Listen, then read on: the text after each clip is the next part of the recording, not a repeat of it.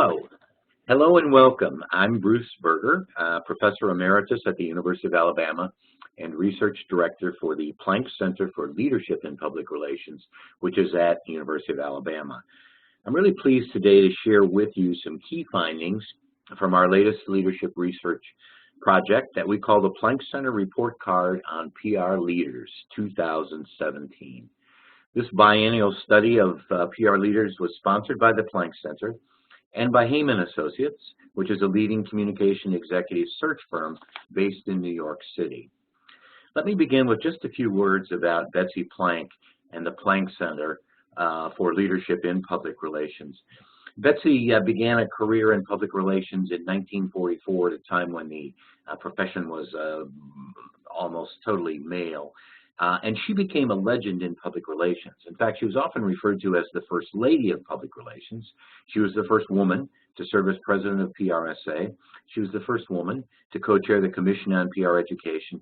And she was an intense supporter of public relations education and played a leading role in creating the Public Relations Student Society of America in 1967.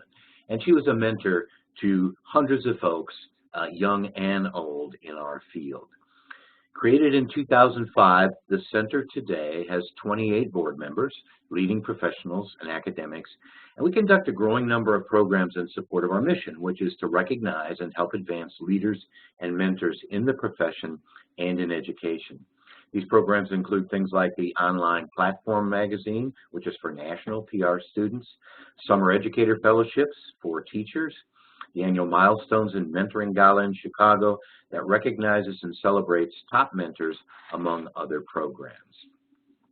Now, one constant area of focus for us has been research in leadership, mentorship, and diversity. And the center has conducted or sponsored 35 studies about leadership topics in public relations. We think our most significant contributions probably are the big global study of leadership that involved nearly 5,000 professionals in 23 countries in 2012, and the development of an integrated model of leadership in the lower left corner of the slide, which consists of 7 dimensions of leadership, if you will, or competency categories within the field. This model has been tested and validated in 12 countries and regions. It's been used as the basis for a PR leadership class at the University of Alabama and for the center's new Challenge for Emerging Leaders program, which is an intensive, hands-on, 2-day leadership development program for top PR seniors in the field. In 2015, we conducted the first report card on PR leaders in the U.S. And the idea really was not to criticize the profession or leaders, but really to try to identify leadership gaps, areas where we could improve leadership in our field. 830 professionals were involved in this initial study, which focused on leaders' job performance, engagement, trust, job satisfaction, and the quality of their work cultures. We repeated the same study earlier this year, and this time nearly 1,200 U.S. professionals participated in the 39-question online survey. As you see, the demographics reflect a very high-level group of communication professionals. 3/4 of the participants were either the #1 or 2 communication professional in their organization. 90% had more than 10 years of experience. A bit more than half were female, and the majority came from public or private corporations. Now, many respondents said they belonged to professional associations like PRSA, IABC, Page Society, the Seminar, and so forth. But intriguingly to us, 45% said they didn't belong to any professional communication association. Well, what about the grades for the 2017 report card? They're in, and overall, I have to say they're rather disappointing. We didn't see any real improvement in them from 2015. And in fact, grades for work culture, job engagement, job satisfaction slipped lower. And overall, the grades were pretty average, a C+. As I quickly mentioned, we really tried to answer 5 questions in the research. How are PR leaders performing on the job? To what extent are they engaged in their work? To what extent do they trust their organization? What's the relative quality of their organizational culture? And how satisfied are they, in fact, with their job? Let's take a closer look at results for each of these 5 areas. Now, with respect to leadership performance, we have a split grade because leaders and their employees' perceptions of performance differ very sharply. This is the same grade, in fact, almost exactly as in 2015. Top leaders think they're doing a good job. They gave themselves overall an A-. But employees gave their top leaders a C+. Now, leaders would often, I think, rate their own performance maybe a bit higher, but the gap here, statistically speaking, is huge. Now, the leaders were rated on 6 dimensions: their self-insights, ethical orientation, participation in strategic decision-making, team leadership capabilities, relationship-building skills, and communication knowledge management. Employees gave leaders high marks for ethical orientation and involvement in strategic decision-making, but they gave much lower grades for visioning, self-insights, and team leadership capabilities. Overall, men rated top leaders somewhat higher than women, but the overall grades for male and female leaders were virtually the same. Agency professionals rated their top leaders highest. Private corporations, they were rated lowest. Regarding job engagement, a B-. We use Gallup's engagement survey, employee engagement survey, which groups respondents into 3 categories: employees who are engaged, not engaged, and actively disengaged. Engaged employees give greater discretionary effort. They work with passion, and they feel strongly connected with their organization. Not engaged employees do just enough to get by. They show up, but they don't bring any real energy or passion to their work. And disengaged employees can harm or weaken the organization because they act out their unhappiness, which may adversely influence others. Now, the grade fell in 2017 from a B+ in 2015 because the number of engaged professionals dropped. Excuse me.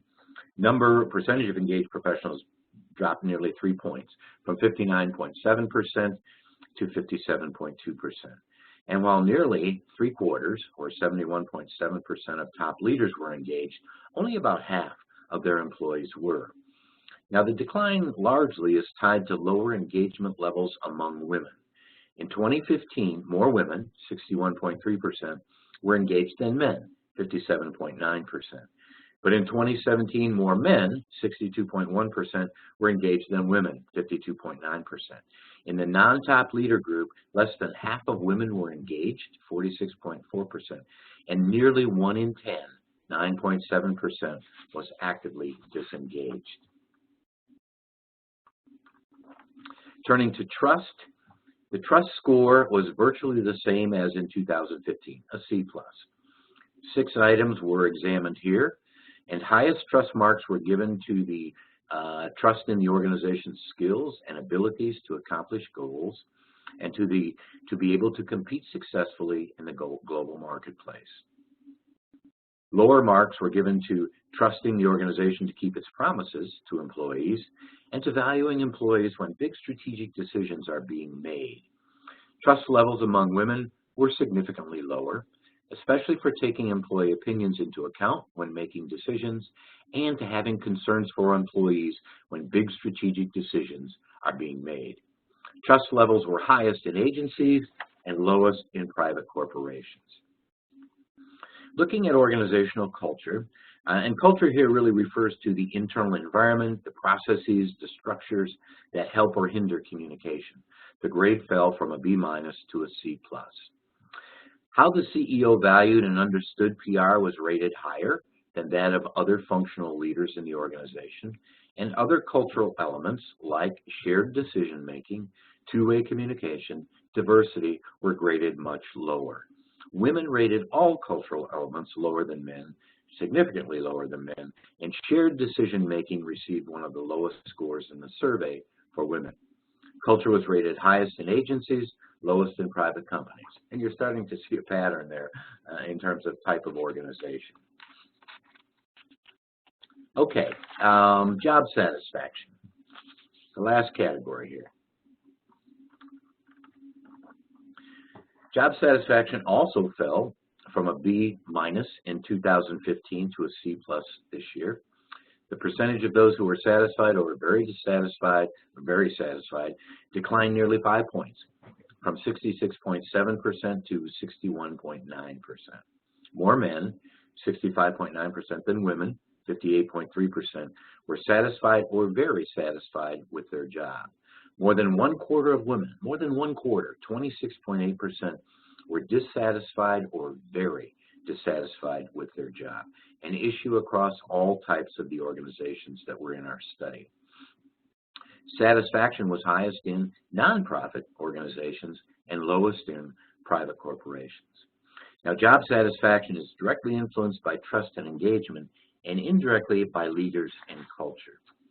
So looking at this model, it really expresses the relationships among the 5 areas that I just covered very quickly. Leadership and culture on the left very strongly influence each other. That's no surprise, really. The culture influences and pushes on leaders, and leaders, in fact, can push back on culture. Leaders strongly influence employee engagement, very strongly influence that engagement, and culture strongly influences trust in the organization. Engagement strongly influences job satisfaction, trust somewhat less so. So organizational culture and leadership performance help predict job satisfaction, but they are mediated really by engagement levels and by trust in the organization. So the bottom line to me is that enriching leaders' performance and organizational culture, and I repeat, enriching leaders' performance and organizational culture drives engagement, trust, and job satisfaction. Okay, now that's a quick review of some key findings in our study of nearly 1,200 professionals. And given the response level, we're 95% confident these findings represent the population of 31,000 professionals who, in fact, were in our survey population. Now I'm going to highlight 3 implications of the findings and what we think they mean, in fact, for the profession. The 3 areas are some important gaps that need to be addressed, the issues of engagement, the need for more strategic and systematic development of leaders in the field. Let's look at the gaps first. Gap number 1, top leaders and employees. Top leaders rated their performance in all other areas much higher than employees. Things look different and far better at the top. Now, this isn't surprising. As I mentioned, I think leaders often would rate their performance higher, but statistically the gap is huge. One of the interesting aspects of this, though, is that there's no gender gap in this finding. In fact, this is one of the few, and maybe the only one in the study, where there's no difference. Women and men at the top rated their performance and all other areas virtually the same as men. Okay? Now, what does it mean for us in practice? Well, leaders can benefit from relying less on the transmission mode and more on the reception and listening mode when communicating with employees. Solutions include increased power sharing or leader empowering behaviors, strengthened two-way communication, and enhanced interpersonal skills like listening and conflict management. Gap number 2, existing culture. Existing culture and a culture for communication. Now, issues like the lack of two-way communication, power sharing, and diversity highlight differences between these existing cultures and a rich system that is sometimes referred to as a culture for communication. This was a term or an approach first used and described by Professor Jim Grunig. This culture is characterized, as you can see here, by an open system where information is widely shared, by dialogue, discussion, and learning, by the use of two-way and multiple channels, a climate in which employees can speak up without fear of retribution, and leaders who support and value communications. Creating and nurturing a culture like this is one of the areas in which PR leaders do need to push back on culture to be agents for cultural change. That is a key part of the leadership role. Gap number 3. Perceptions of women and men in the profession. The gender differences in perceptions of the 5 areas deepened in 2017. Women's perceptions of their lack of shared power, limited two-way communication, and devaluing of their opinions are reflected in lower levels of trust in the organization, less confidence in leaders, and sharply declining job engagement and job satisfaction. Progress and diversity in our field, in many senses, remains very slow. Now, for women in the survey, it seems that being successful in public relations is still very challenging. The pay gap is real. The opportunity gap is real. And the being heard and respected gap is real. Now, the power to act resides in the minds, hearts, and hands of current leaders at all levels in the profession. And it's time for a lot more action and a lot less talk. We can close the gaps by equalizing pay, opportunities, recognition, and development, and by shared decision-making. Okay, the second implication concerns the importance of job engagement. In 2015, this, in fact, was the strongest grade of all in our study, a B+. Compared to other professions, in fact, more PR professionals seem to be more strongly engaged. But the grade in 2017 dropped to a B-, and the drop was especially big again for women in our field. Engagement also dropped just a bit among the most senior communication leaders in the survey. So if we look at this focus on engagement then, it's important for a number of reasons. First, engagement links closely with the bottom line, as has been revealed in the Comprehensive Gallup Report 2013 and other studies. Organizations and work teams with more engaged employees have significantly better customer raters, higher productivities, higher profit levels, and lower turnover and absenteeism. Second, previous research documents that top leaders and frontline managers strongly influence engagement through their communications and interactions with others. Highly engaged leaders energize and inspire greater discretionary efforts. Third, engagement is also strongly linked to each of the other issues in our study, as this figure reveals. Engaged PR professionals, 1, view their organization's culture as more supportive. 2, they rated leader performance higher. 3, they placed greater trust in their organization. And 4, they expressed far greater job satisfaction. All ratings are significantly higher than the other groups in the engagement area. Okay, the third implication concerns the development of current and future PR leaders. What are we doing to prepare leaders for our future? How do we select them? What development approaches do we use? How do we assess progress? How can we be more strategic? Now, in our large global study in 2012, as part of that, we interviewed 137 leaders in 10 countries and regions. We raised these questions with them, and their answers were globally were quite discouraging. In fact, leadership was on the radar screen in only the U.S. and German-speaking countries. And in those countries, leadership development efforts were fragmented, with some companies doing some work, professional associations not doing very much, and numerous leadership development gurus and providers competing intensely for business.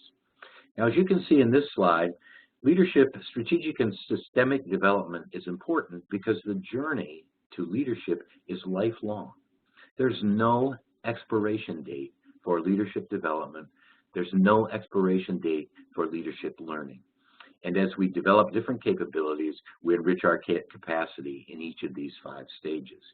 Now, this has been documented in studies in psychology, in education, and in our own Planck Center research. We very recently concluded a study in the U.S., Russia, Brazil, India, and China on this exact topic.